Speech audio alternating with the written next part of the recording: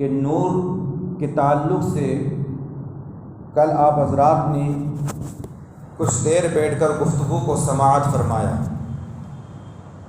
اور آج بھی ماشاءاللہ آپ حضرات بڑے امن اور بڑے سکون کے ساتھ آقا علیہ السلام کی محفل میں جلوہ فرما ہیں۔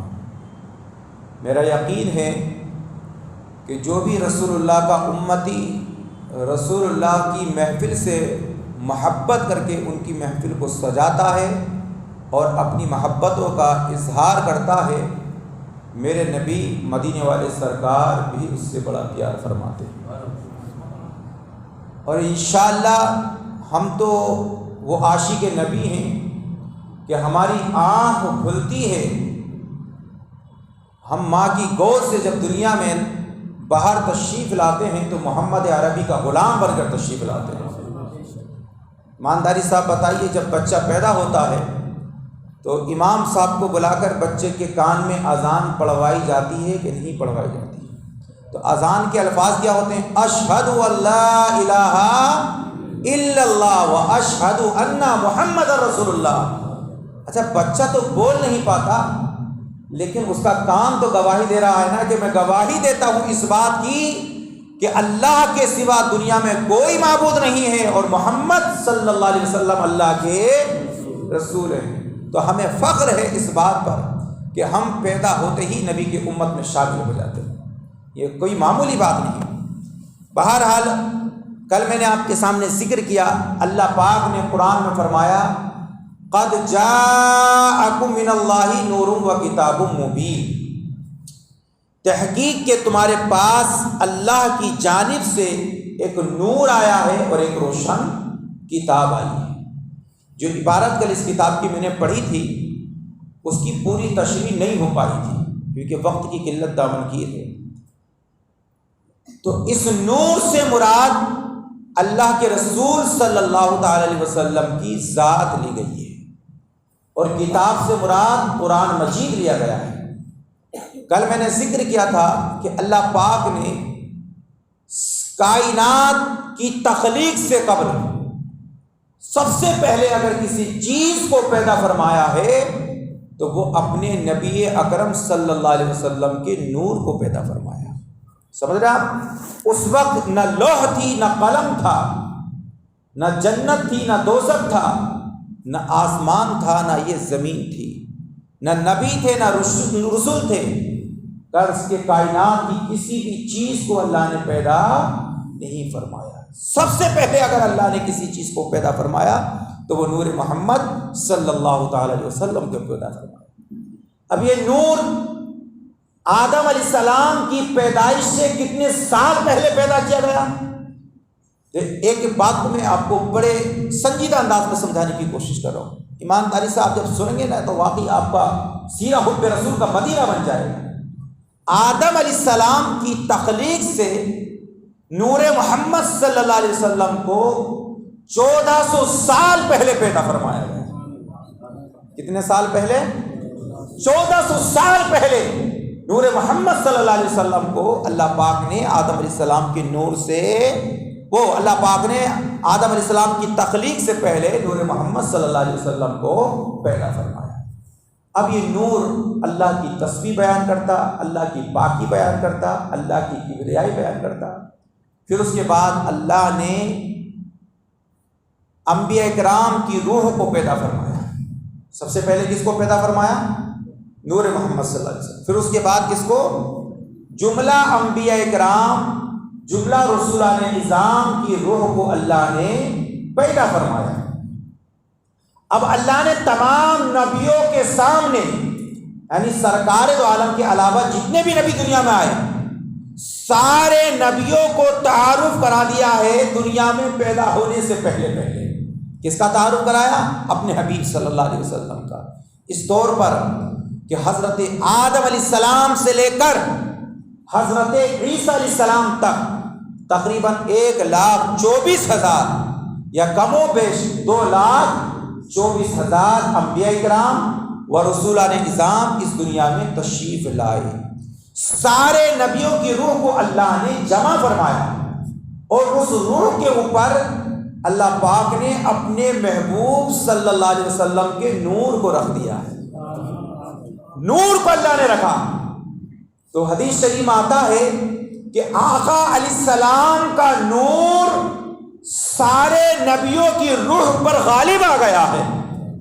کیا شان ہے ہمارے نبی کی کہ سرکار کا نور سارے نبیوں کے روح پر کیا گیا؟ غالب آ گیا۔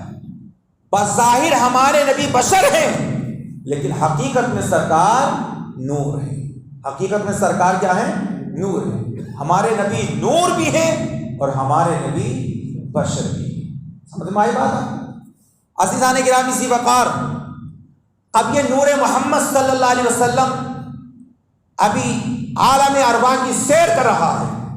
اللہ نے سارے نبیوں سے عہد و پیمان لیا، اے نبیوں کی جماعت، اے نبیوں کی جماعت، تمہیں اس رسول آخر الزمان کی نبوت پر عہد و پیمان کرنا ہے۔ میں تم سے وعدہ لیتا ہوں، کس پر؟ نبی آخر الزمان صلی اللہ علیہ وسلم کی نبوت پر، کہ یہ پیدائش کے اعتبار سے اول ہے اور نبیوں میں سب سے آخری نبی ہے۔ اب باب رسالت، باب نبوت، اس نبی کی بات کیا ہوگا؟ بند ہو جائے گا۔ اب نہ کوئی نبی آئے گا، نہ کوئی رسول آئے گا۔ اللہ نے فرمایا اے نبیوں کی جماعت، یعنی جو عالم ارواح میں اور روح تھی نبیوں کی، اللہ نے تمام سے مخاطب ہو کر فرمایا میں تم کو کتاب عطا کی، میں نے تم کو حکمت عطا کی، میں نے تم کو نبوت عطا کی، میں نے تم کو رسالت عطا کی، لیکن یہ ساری چیزیں اس وقت ہیں جب کہ تم اس نبی آخر الزمان کی نبوت کی تصدیق کرو گے اور ان کا زمانہ پاؤ گے تو ان کی تائید کرو گے اور ان کی مدد کرو گے۔ اب اللہ کے رسول صلی اللہ علیہ وسلم ابھی دنیا میں تشریف نہیں لائے، لیکن سارے نبیوں سے سرکار کی نبوت پر وعدہ لیا ہے۔ کس نے وعدہ لیا؟ کس نے وعدہ لیا؟ اللہ رب العزت نے۔ گویا کہ سارے نبیوں کی نبوت کا دار و مدار موقوف تھا ہمارے نبی کی نبوت پر۔ سارے نبیوں کی نبوت کا دار و مدار موقوف تھا، بولو کس کی نبوت پر؟ ہمارے نبی کی نبوت پر۔ اب آپ کہیں گے اس کا کوئی ثبوت؟ تو اللہ نے قرآن میں فرمایا وَجَاءَ بِالْحَقِّ وَصَدَّقَ الْمُرْسَلِينَ، اے لوگوں نبی حق کے ساتھ تشریف لائے اور سارے رسولوں کی تصدیق فرما دی ہے۔ گویا کہ نبی کی نبوت نے سارے نبیوں کی تصدیق فرمائی ہے۔ عزیزان گرامی ذی وقار، اب یہ روح، یہ نور سیر کرتا رہا۔ اب اللہ پاک نے اس نور محمدی صلی اللہ تعالی علیہ وسلم کو منتقل فرما دیا حضرت آدم علی نبینا علیہ الصلوۃ والسلام کی پشت مبارک میں۔ سمجھ رہے ہیں آپ؟ پشت کس کو بولتے ہیں؟ پیٹھ کو، آدم علیہ السلام کی پیٹھ کو۔ اب یہ نور محمدی آدم علیہ السلام کی پشت انور میں جلوہ فرما ہے۔ اللہ اکبر کبیرہ۔ سرکار کے صحابہ نے آقا علیہ السلام سے پوچھا اے محبوب، اللہ نے آپ کو نبوت کب عطا فرمائی؟ اللہ نے آپ کو نبوت کب عطا فرمائی؟ تو سرکار نے فرمایا کنتو نبیًا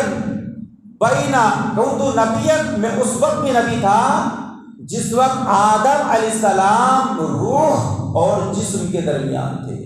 یعنی جس وقت آدم علیہ السلام کی روح کو جسم سے تعلق پوری جسمانی شکل پر تشریف نہیں لائے تھے، اللہ پاک نے اس وقت مجھ کو نبوت عطا فرما دی تھی۔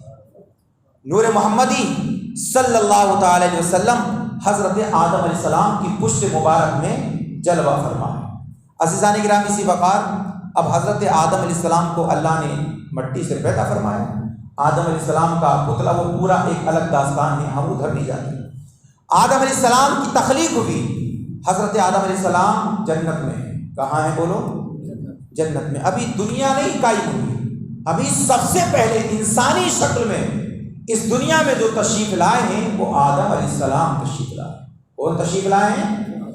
اور سب سے پہلے نور کی تخلیق ہونے سے پہلے اگر اللہ نے کسی چیز کو پیدا فرمایا تو وہ ہمارے نبی کے نور کو پیدا فرمایا۔ گویا کہ ہمارے نبی کی ذات آدم علیہ السلام سے پہلے۔ عزیزان گرامی ذی وقار، اب یہ نور محمدی حضرت آدم علیہ السلام کی پشت میں جلوہ فرما۔ تو آدم علیہ السلام جب جنت میں تھے نا، تو اللہ نے تمام فرشتوں کو حکم دیا اے فرشتوں تم آدم علیہ السلام کی اور میرے محبوب کی نور کے دیدار کے لیے آدم علیہ السلام کی پشت کے پیچھے صف باندھ کر کھڑے ہو جاؤ۔ تو فرشتے کھڑے ہو جاتے اور آقا علیہ السلام کا جو نور آدم علیہ السلام کی پیشانی میں چمکتا تھا اس کا دیدار فرماتے اور درود و سلام پڑھتے، تسبیح پڑھتے، درود پڑھتے، سلام پڑھتے۔ تو ایک روز اللہ تبارک و تعالیٰ کی بارگاہ میں حضرت آدم علیہ السلام عرض کرتے ہیں، مولا اس نور کو، کہ جس نور کی تجلیات کا کوئی جواب نہیں، مولا تو نے اس نور کو میری پشت میں رکھا، کیا ہی اچھا ہوتا کہ اس نور کو تو میری پیشانی میں رکھ دیتا، تو جو فرشتے میرے پیچھے ہاتھ باندھ کے کھڑے ہوتے ہیں وہ میرے سامنے تشریف لے آئیں گے۔ اللہ نے آدم علیہ السلام کی دعا کو قبول فرمایا اور وہ نور محمدی آدم علیہ السلام کی پشت انور سے منتقل ہو کر آدم علیہ السلام کی پیشانی میں آ گیا ہے۔ طلب کر بول دیجیے، کہاں آ گیا ہے؟ آدم علیہ السلام کی پیشانی میں آ گیا۔ اب فرشتے جو پیچھے تھے اب وہ آگے تشریف لے آئے ہیں، لیکن پیشانی میں اس دور میں شیشہ تو تھا نہیں کہ صاحب آئینے میں آدم علیہ السلام اپنی شکل دیکھ لیتے، تو اب وہ فرشتے جب پیچھے تسبیح پڑھتے تھے اب آگے آ کے تسبیح پڑھتے ہیں، سلام پڑھتے ہیں، لیکن آدم علیہ السلام نہیں دیکھ پاتے ہیں۔ فرشتے نور محمد جب پشت انور میں رہا تو فرشتے سب باندھ کر کھڑے رہے اور تسبیح و تحلیل کرتے رہے، لیکن آدم علیہ السلام نے اس نور کو نہیں دیکھا۔ پھر وہ نور جب پیشانی میں آیا تو فرشتے آگے آ گئے، تسبیح و تحلیل پڑھتے رہے، نبی پہ درود و سلام کا نذرانہ عقیدت و مودت پیش کرتے رہے، لیکن آدم علیہ السلام نے اس نور کو نہیں دیکھ پایا۔ آپ ایمانداری سے بتائیے کہ جو نور محمدی آدم علیہ السلام کی پشت میں چمک رہا ہو، جو نور محمدی آدم علیہ السلام کی پیشانی میں چمک رہا ہو، تو کیا آدم علیہ السلام کی تمنا نہ ہوگی میں بھی اس نور محمدی کا دیدار کر سکوں اور اپنی آنکھوں کو منور و مجلہ کر سکوں؟ اللہ کی بارگاہ میں ہاتھ اٹھا دیے، مولا تو اس نور محمدی کا دیدار مجھ آدم کو بھی کرا دے۔ اب وہ نور محمدی صلی اللہ علیہ وسلم پیشانی سے منتقل ہو کر آدم علیہ السلام کے ان دونوں انگوٹھوں میں جلوہ فرما ہو گیا۔ اللہ اکبر کبیرہ۔ اب یہ جملہ آپ دیکھیے، حضرت آدم علیہ السلام کی ناخونوں میں جب یہ نور محمدی آیا نا تو مارے محبت کے، مسرت کے، شادمانی کے آدم علیہ السلام نے دونوں انگوٹھوں کو لیا اور اپنے ہونٹوں اور آنکھوں سے لگا لیا ہے۔ آج وہ نبی کے نام پر انگوٹھے چومتے ہیں، یہ کس کا طریقہ ہے؟ آدم علیہ السلام کا۔ آج کچھ لوگ کہتے ہیں نا کہ انگوٹھے چومنا بدعت ہے، شرک ہے۔ بیٹا دیکھنے کے لیے بات یاد رکھنا کہ نگر کے غیور مسلمانوں، بیٹا دیکھنے کے لیے ماں کی نگاہ چاہیے اور حدیث مصطفیٰ کو پڑھنے کے لیے عشق رسول چاہیے۔ عداوت کی نگاہ اور ہے، محبت کی نگاہ اور ہے۔ حدیث وہ بھی پڑھتے ہیں، حدیث ہم بھی پڑھتے ہیں، فرق اتنا ہے وہ عداوت کے دائرے میں پڑھتے ہیں اور ہم محبت کے دائرے میں پڑھتے ہیں۔ اور جو بے عشق نبی میں جھوم کے پڑھتے ہیں بخاری، آتا ہے بخار، ان کو بخاری نہیں آتی۔ حدیث ہم بھی پڑھتے ہیں لیکن ہم محبت کے دائرے میں پڑھتے ہیں، وہ لوگ کس کے دائرے میں پڑھتے ہیں؟ اب یہ نور محمد صلی اللہ علیہ وسلم کہاں جلوہ فرما ہے؟ آدم علیہ السلام کی پیشانی میں جلوہ فرما ہے۔ پھر یہ نور منتقل ہو کر آدم علیہ السلام کی پشت میں آ گیا۔ آدم علیہ السلام نے اس نور کو دیکھ لیا، پہلے پیشانی پشت سے کہاں منتقل ہوا؟ پیشانی میں، پھر پیشانی سے کہاں منتقل ہوا؟ انگوٹھوں میں، پھر انگوٹھوں سے کہاں منتقل ہوا؟ پھر پیشانی میں وہ نور منتقل ہو گیا۔ ابھی نور کہاں ہے؟ حضرت آدم علیہ السلام کے ہی اندر ہے، ابھی حضرت حوا تک منتقل نہیں ہوا، کیونکہ ابھی تو حوا ہی تشریف نہیں لائی ہے، ابھی تو آدم علیہ السلام ہے۔ یہ نور جنت میں سیر کر رہا ہے، عالم ارواح میں سیر کیا، عرش و کرسی پر اس نور نے سیر کی، کتنے ہزار برس تک یہ نور محمدی سیر کرتا رہا۔ سارے نبیوں نے دیکھا، سارے رسولوں نے دیکھا، سارے فرشتوں نے دیکھا، ابھی نور محمدی صلی اللہ علیہ وسلم آدم علیہ السلام کی پشت انور میں جلوہ فرما ہے۔ عزیزان گرامی سی وقار، آدم علیہ السلام جنت میں اکیلے ہیں، بولو جنت میں۔ اور جب آدمی کے اگر آپ کو کوئی مکان دے دیا جائے، ایسا مکان کہ جس کے اندر عالیشان خوبصورت محل بنا ہوا ہو اور اس مکان میں نہریں بھی ہوں، باغات بھی ہوں، عالیشان فروٹس کے باغات بھی ہوں، عالیشان غذائیں بھی ہوں، سب کچھ ہوں، لیکن آپ اس مکان میں اکیلے ہوں تو آپ بتائیے آپ کا دل لگے گا؟ بولو نہیں لگے گا نا۔ آپ یہ چاہیں گے مولا اگر کنوارا ہے تو کہا گا اللہ شادی ہو جائے، جڑوا آ جائے تو اس سے اپنا دل بہلا لوں گا۔ بھائی کنوارا تو یہی تمنا کرے گا اور شادی ہو گئی ہے تو یہ تمنا کرے گا مولا ایک بچہ دے دے۔